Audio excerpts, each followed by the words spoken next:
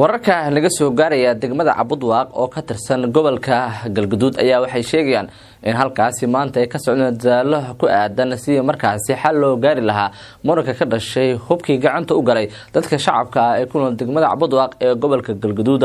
taasoo keentay in walaac badan laga muujiyo waxaana qaar ka mid odayaasha dhaqanka iyo waxgaradka degmada Cabudwaaq ee gobolka Galgaduud ee wadaan dadaalo ku aadan si markaasi dib looga soo celin lahaa dadka shacabka ah ee hubkaasi dhanka Itoobiya ka yimid gacanta u galay looga soo badbaadin lahaa walo intooda badan dadka ee la sheegay in hubkaasi ay la kala dhuunteen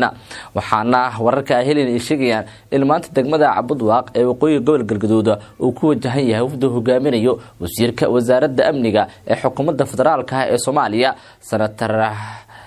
Fartaaga kaasoo ka ambabaxaya magaalada Muqdisho isla markaana halkaasi u tagaya qayb qaadashada dadaal ku aadan si hubka looga soo celin lahaa dadka shacabka ee gacanta u galay waxaana wasiirka wasaaradda amniga oo deegaan ahaan ka soo jeeda degmada Cabudwaaq ee gobolka Galgaduud isla markaana hadda qorshu yahay in uu noqdo wafdiga ka socda dowladda federaalka Soomaaliya ee dadaalku u galayo si hubkaasi qaarkood gacanta loogu soo dhigi lahaa hay'adda ee suurtagal dhaqan karin maadaama dadka shacabka hubka gacanta u galay isla markaana aan la ogeyn tirada saxda ah ee markaasi dadka hubkaasi qaatay waxaana soo kala jira in mas'uuliyiin ka tirsan maamulka Galmudug ee markaasi ku matala degmada Cabudwaaq ee qayb ka yihiin dadaaladaasi kuwaasoo iyagana doonaya in nabada dadkaasi hubka lagu soo celiyo horey wasiirka wasaaradda amniga Galmudug Maxamed Aadan Gawo waxa uu sheegay in si awood ama xoog ah aan dadkaasi hubka lagu soo qaadi doonin hay'adda dadaalo dhinaca nabadda loo gali doono taasoo keentay in mufti ka socda dowladda federaalka Soomaaliya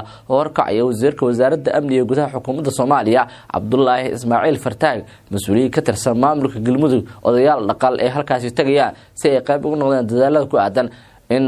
xoogaa oo laga ceemiyo hubkaasi gacanta u gala dadka shacabka ah ilaa ay hadda si rasmi ah loo mashaqaynin dadka markaasi hubkaasi sida rasmiga ah u lah halka warar qaar ku sheegayaan in markaasi ay leeyihiin mas'uuliyiin ka tirsan dowladda Soomaaliya dad ganacsatada caanka ah gudaha Soomaaliya gaar ahaan deegaanada Galmudug hay'adda aysan jirin si rasmi ah loogu eedenayo madaxweynaha Galmudug Axmed Cabdi Kaariye Qoorqoor oo magaalada Muqdisho maalin ka hor yimid ayaa la kulmay safiirka Mareykanka waxaana su'aalo laga weydiinayay hubkaasi cidda iskale inkastoo faahfaahin dheeri ah kulankaasi aan laga bixin waxaana dad badan ee dhaliil ka muujiyeen in hubkaasi gacanta u galay dadka shacabka ah halka xildhibaano ka tirsan golaha shacabkana ay taageereen maadaama ilaa hadda aan loogeyn cidda markaasi si rasmi ah hubkaasi u lahayd ama markaasi uu ku wajahnaa